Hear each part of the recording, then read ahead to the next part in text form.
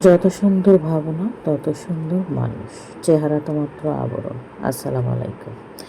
রসালো নিমকি আর হাতে বানানো জিলাপি, এই দুইটা রেসিপি শেয়ার করব। তো প্রথমে আমি এখানে রসালো নিমকিটা দেখতে পাচ্ছেন কতটা মুচমুচে এবং কি খেতেও দুর্দান্ত। তো এই রেসিপিটা আপনাদের সাথে শেয়ার করব, আর এটা আপনারা কিন্তু 1 মাস যাবত সংরক্ষণ করে রাখতে পারেন। তো এই জন্য প্রথমে নিয়ে নিলাম হচ্ছে ময়দা, আর দিয়ে দিচ্ছি কিছুটা লবণ, আর দিয়ে দিচ্ছি রান্নার রেগুলার সয়াবিন তেল।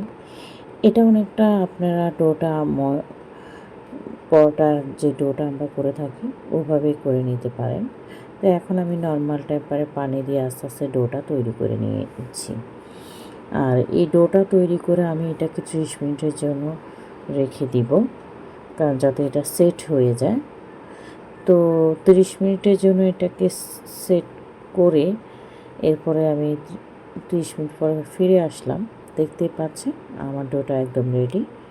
এখন এটাকে আমি পরোটার আকারে, যেভাবে আমরা পরোটার রুটিটা করি ঠিক সেম একইভাবে এগুলোকে আমি এখন পরোটার রুটির মতো শেপ দিয়ে করে নিব। আপনারা আপনাদের চাহিদা অনুযায়ী করে নেবেন।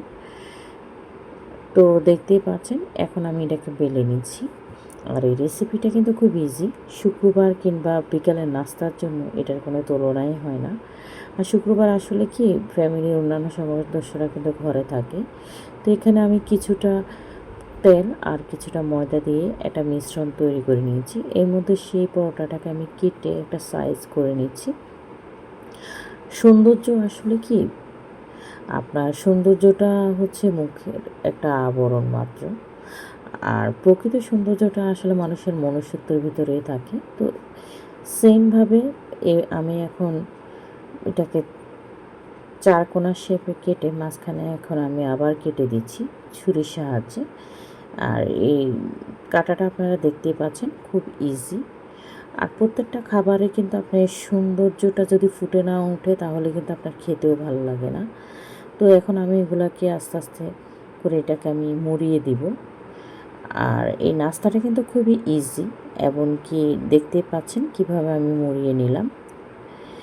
এটা বানানোটাও অনেক সোজা এবং খেতে আপনার 2 মিনিটও লাগবে না, শেষ হয়ে যাবে, গ্যারান্টি দিয়ে বলতে পারে। তো ডুবো তেলে এটাকে আমি এখন ভেজে নিচ্ছি।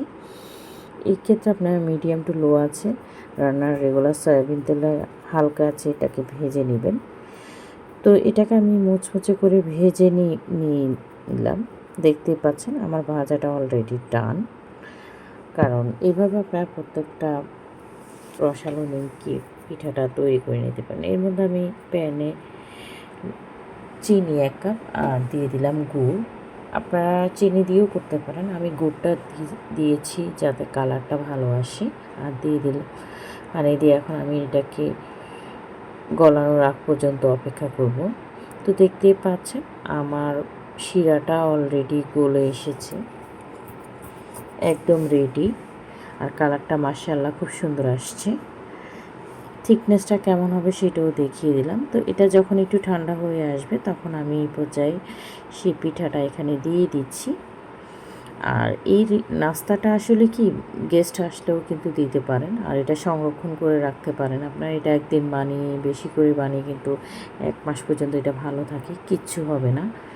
এবং কি খেতেও এত মজাদার, যদি আপনারা রেসিপিটা ট্রাই করেন তাহলে নিজেরাই বুঝতে পারবেন।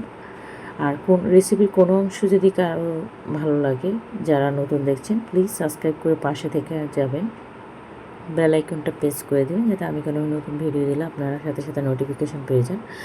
আর দেখতেই পাচ্ছেন কতটা মুচমুচে হয়েছে এই পিঠাটা।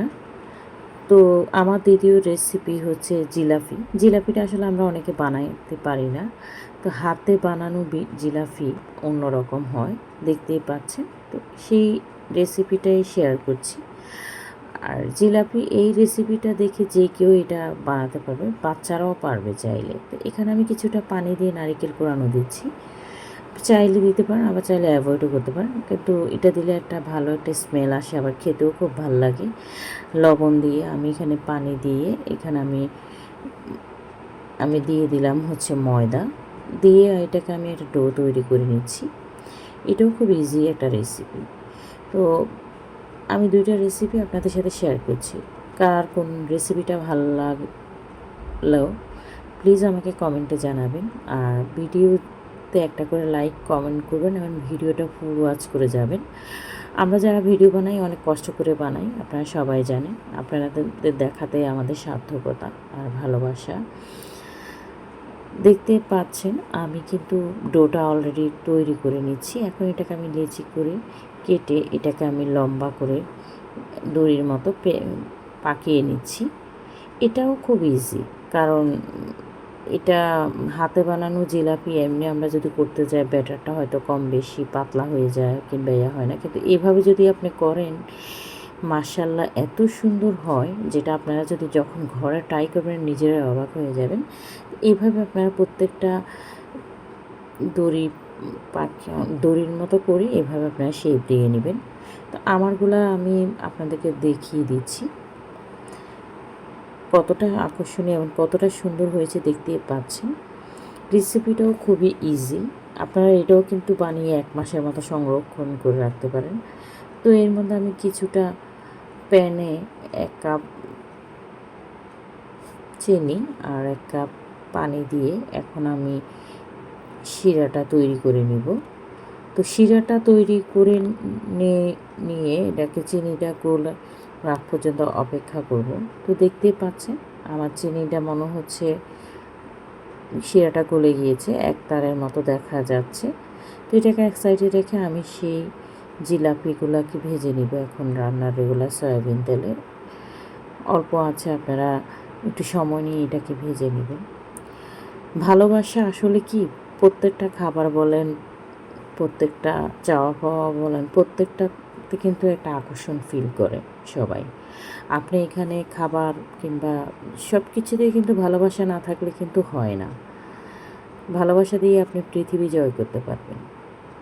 তো আমার জিলাপিগুলো অলরেডি ভাজা শেষ। এখন আমি এগুলাকে সেই তেলের মধ্যে এগুলাকে ছেড়ে দিয়েছি। তো এগুলাকে আমি কতক্ষণের জন্য উল্টে পাল্টে রেখে দিলাম, প্রায় 10 মিনিটের মতো। তো এগুলাকে আমি 10 মিনিটের মতো রেখে গরম অবস্থায় রেখে নেড়ে চেড়ে এগুলাকে আমি দেখতেই পাচ্ছেন কতটা মুচমুচে হয়েছে।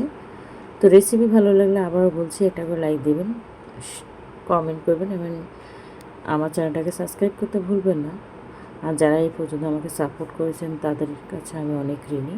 সবাইকে অনেক ধন্যবাদ। ভালো থাকবেন, সুস্থ থাকবেন, ফ্যামিলির জন্য, আমার জন্য এবং আমার ফ্যামিলির জন্য দোয়া করবেন। Thank you.